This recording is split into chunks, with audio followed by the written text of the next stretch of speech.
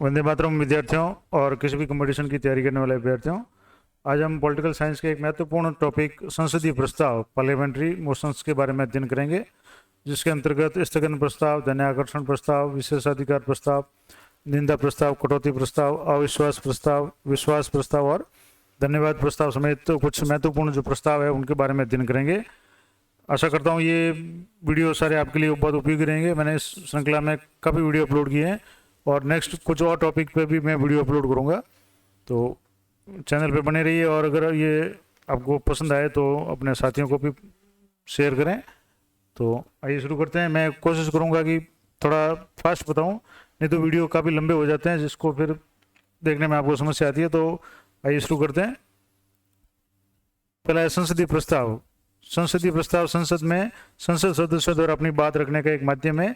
संसद सदस्य लोकहित से जुड़े मामले को इन प्रस्तावों के माध्यम से संसद में उठाते हैं और संसद सदस्य यानी सांसदों द्वारा संसद में रखे जाने वाले कुछ प्रस्ताव या उनका आशय अधोलिखित है, यानी कुछ महत्वपूर्ण जो प्रस्ताव वगैरह होते हैं वो निम्न है। पहला है स्थगन प्रस्ताव, एडजर्नमेंट मोशंस, यानी जब कोई विशेष घटना घटित हो जाए या देश में कोई विशेष परिस्थिति उत्पन्न हो जाए तो संसद सदस्य अध्यक्ष की अनुमति से ये प्रस्ताव करते हैं कि सदन की वर्तमान कार्यवाही को स्थगित कर इस विशेष घटना या स्थिति या प्रश्न पर विचार किया जाना चाहिए। इसे ही कार्य स्थगन प्रस्ताव या काम रोको प्रस्ताव कहते हैं। यानी स्थगन प्रस्ताव का मतलब जो चर्चा चल रही है उसको रोक करके, यानी जो भी काम चल रहा है उसको रोक करके किसी नए जो तात्कालिक घटना है उसके ऊपर जो विचार विमर्श है उसको जो प्रस्ताव लिया जाता है उसके लिए उसको स्थगन प्रस्ताव कहते हैं। प्रश्नकाल की समाप्ति के बाद यह प्रस्ताव पेश हो जाता है और उस पर विचार विमर्श शाम 4 बजे शुरू होता है। कार्य स्थगन प्रस्ताव कम से कम 50 सदस्यों द्वारा समर्थित होना चाहिए।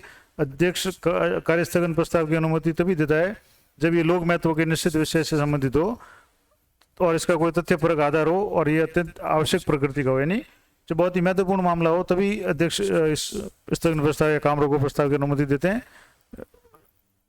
स्थगन प्रस्ताव पर चर्चा प्रारंभ होने के बाद अध्यक्ष सभा को तब तक स्थगित नहीं कर सकता जब तक कि प्रस्ताव का निपटारा नहीं हो जाए और ध्यातव्य हुए कि लोकसभा द्वारा कार्य स्थगन प्रस्ताव का पारित होना सरकार के लिए अपमानजनक है, किंतु इसके कारण सरकार को त्यागपत्र देना आवश्यक नहीं होता। कार्य स्थगन प्रस्ताव का मतलब कोई ऐसा इंपॉर्टेंट टॉपिक है जिस पर तत्काल सदस्य है वो चर्चा चाहते हैं। नेक्स्ट है ध्यान आकर्षण प्रस्ताव, कॉल अटेंशन मोशन।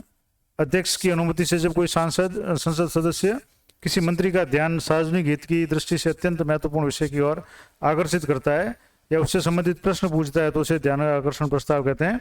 इसके द्वारा संबंधित मंत्री से प्रस्तुत विषय पर वक्तव्य का आग्रह किया जाता है। मंत्री तत्काल वक्तव्य दे सकता है या उसके लिए कुछ समय मांग सकता है। उल्लेखनीय है कि संसदीय प्रक्रिया में शून्यकाल के समान ध्यानाकर्षण प्रस्ताव की संकल्पना भी भारत की देन है, जो कि 1954 में अस्तित्व में आई थी, यानी मूल संविधान में इसका उल्लेख नहीं था। और ध्यातव्य है कि इसने स्थगन प्रस्ताव के क्षेत्र को सीमित किया है, क्योंकि स्थगन प्रस्ताव है उसकी तुलना में ये सरल है और इस पर आसानी से किसी मंत्री का ध्यान आकर्षित किया जा सकता है, क्योंकि स्थगन प्रस्ताव आपने देखा कि वहाँ 50 सदस्यों की अनुमति होती है, इसमें ऐसा प्रावधान नहीं है। नेक्स्ट है विशेषाधिकार प्रस्ताव, प्रिविलेज मोशन है। यदि किसी मंत्री ने तथ्यों को छुपाकर या गलत जानकारी देकर संसद के किसी सदन अथवा उसके सदस्यों के विशेषाधिकार का हनन किया है तो संसद का कोई भी सदस्य मंत्री के विरुद्ध विशेषाधिकार प्रस्ताव रख सकता है। इसका उद्देश्य संबंधित मंत्री की निंदा करना है, तो ये विशेषाधिकार प्रस्ताव हो गया। नेक्स्ट है निंदा प्रस्ताव, सेंसर मोशन। इसमें है कि सरकार की नीतियों अथवा किसी कार्य की आलोचना करने के लिए विपक्षी सदस्यों द्वारा किसी मंत्री के विशेष या शासन के विरुद्ध निंदा प्रस्ताव रखा जाता है। इस प्रस्ताव को प्रस्तुत करने के लिए कोई विशेष कारण या आधार बताना आवश्यक होता है। निंदा प्रस्ताव के पारित हो जाने पर सरकार को त्यागपत्र देना पड़ता है, तो ये निंदा प्रस्ताव था।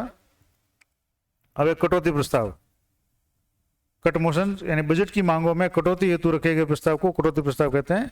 लोकसभा में कटौती प्रस्ताव पारित होने का मतलब होता है सरकार के प्रति अविश्वास। अतः लोकसभा में कटौती प्रस्ताव पास होने जाने पर सरकार को त्यागपत्र देना पड़ता है।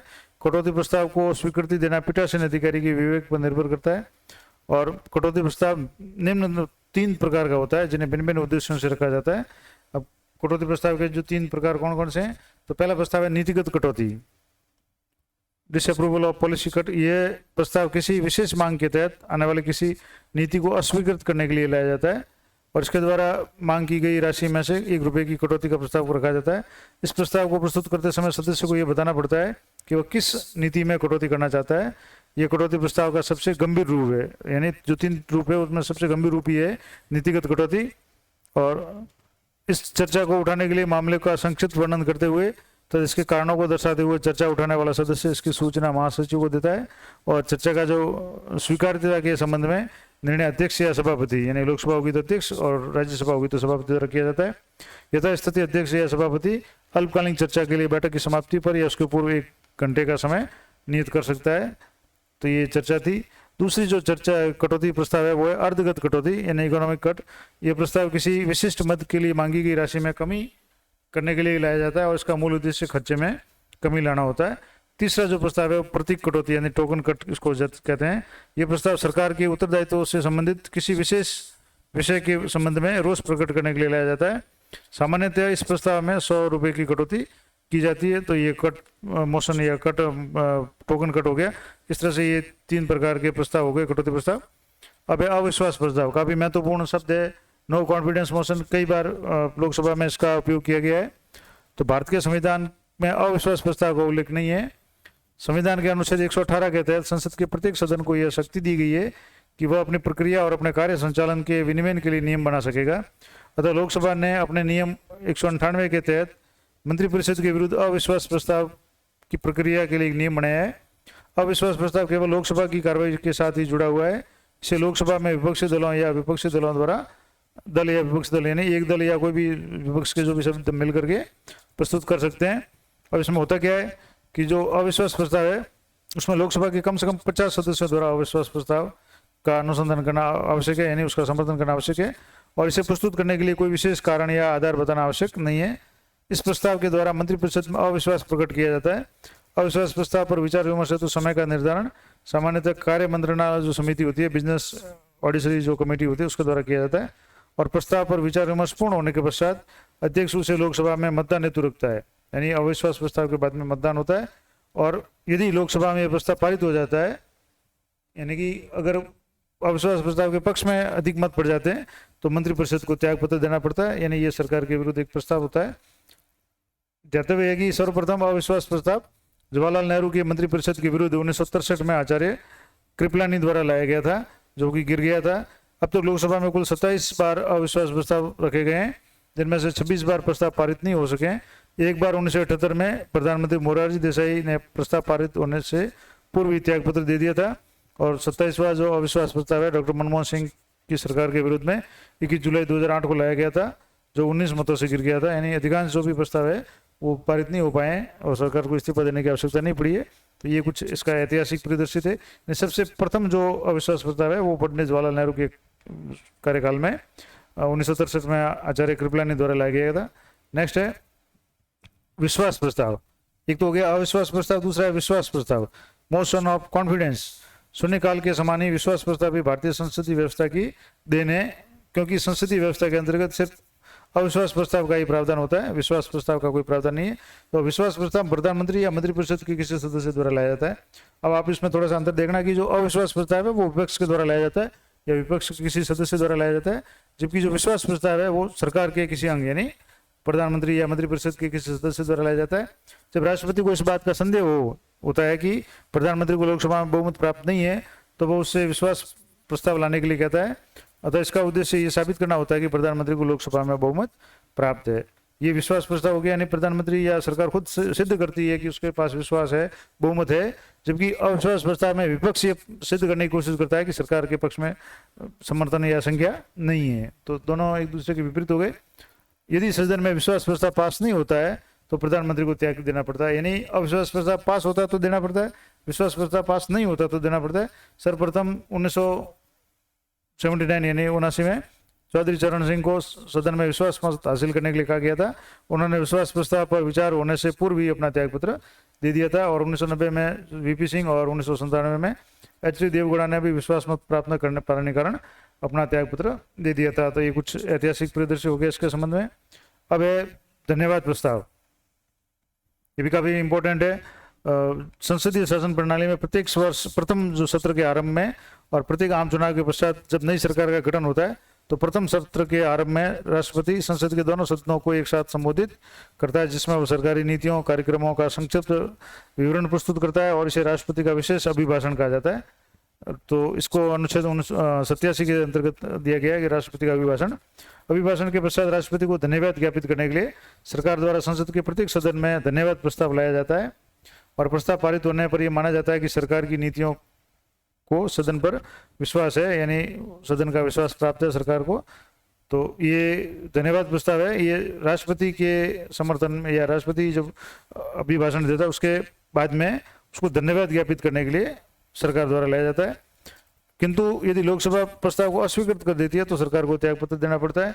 उल्लेखनीय है कि धन्यवाद प्रस्ताव पर संसद के प्रत्येक सदन में विपक्ष द्वारा संशोधन लाया जा सकता है। यदि संशोधन लोकसभा में लाया जाता है और वह पारित हो जाता है तो सरकार को त्यागपत्र देना पड़ता है। यद्यपि राज्यसभा में ऐसा प्रस्ताव पारित होने पर सरकार पर प्रभाव नहीं पड़ता और सरकार की छवि प्रभावित जरूर होती है। तो ये था प्रस्ताव। और ध्यातव्य है कि वर्ष 2015 में लगातार दूसरे वर्ष धन्यवाद प्रस्ताव पर राज्यसभा में विपक्ष समर्थित संशोधन किया गया था और वर्ष 2014 में धन्यवाद प्रस्ताव में काले धन के मुद्दे पर संशोधन करवाया गया, जबकि 2015 का संशोधन राजस्थान और हरियाणा में पंचायत चुनाव लड़ने पर लगाई गई सीमाओं के बारे में था। ध्यातव्य है कि 2015 से पहले मात्र 3 ऐसे अवसर आए थे जब राष्ट्रपति के अभिभाषण में संशोधन करवाया गया था, जिनमें ऐसा इंदिरा गांधी के समय में 1980 में, वीपी सिंह के समय में 1989 में और अटल बिहारी वाजपेयी के समय में 2001 के कार्यकाल में ये हुआ था। तो नेक्स्ट है अनिर्धारित दिन वाले प्रस्ताव। जो प्रस्ताव अध्यक्ष द्वारा विचार विमर्श के लिए स्वीकार कर लिया जाता है किंतु उसके लिए कोई निश्चित तिथि निर्धारित नहीं की गई होती, उसे अनिर्धारित दिन वाला प्रस्ताव कहा जाता है। यानी प्रस्ताव तो लाया लेकिन उसके लिए अभी कोई निश्चित जो चर्चा के लिए विचार विमर्श के लिए दिन निश्चित नहीं किया गया है, तो अनिर्धारित हो गया। दूसरा है मूल प्रस्ताव। मूल प्रस्ताव ऐसा प्रस्ताव होता है जो अपने आप में पूर्ण होता है और इसे इस प्रकार तैयार किया जाता है कि उससे सदन के फैसले की अभिव्यक्ति हो सके। अधोलिखित प्रस्ताव मूल प्रस्ताव आते हैं। जब मूल प्रस्ताव में कौन कौन से आएंगे, तो मूल प्रस्ताव में कुछ महत्वपूर्ण जो आएंगे वो एक तो है राष्ट्रपति के अभिभाषण पर ध्यान, ये धन्यवाद प्रस्ताव, एक अविश्वास प्रस्ताव, एक विशेषाधिकार प्रस्ताव और एक लोकसभा के अध्यक्ष उपाध्यक्ष या राज्यसभा के उपाध्यक्ष के निर्वाचित करने या उसको हटाने के लिए जो भी प्रस्ताव लाते हैं वो इस श्रेणी में आते हैं। नेक्स्ट है स्थानापन्न प्रस्ताव।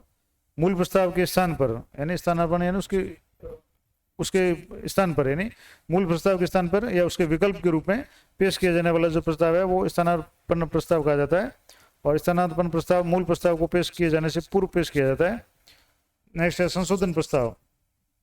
मूल प्रस्ताव में संशोधन के लिए जो भी पेश किया जाने वाला प्रस्ताव होता है उसको संशोधन प्रस्ताव कहा जाता है। तो ये कुछ महत्वपूर्ण इंपॉर्टेंट टर्म्स थे। आशा करता हूँ ये उपयोगी जो टर्म्स है आपके लिए किसी भी कंपटीशन में काम आएंगे।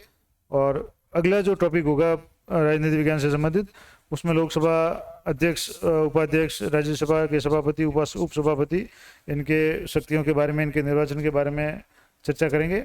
तो अगर आपको ये वीडियो पसंद आए तो आप अपने जो भी कंपटीशन की तैयारी करने वाले जो भी साथी है उनको ज़्यादा से ज़्यादा शेयर करें और चैनल को सब्सक्राइब करें। तो मिलते हैं किसी इसी तरह के जीके से परिपूर्ण वीडियो में। तब तक जय हिंद, जय भारत।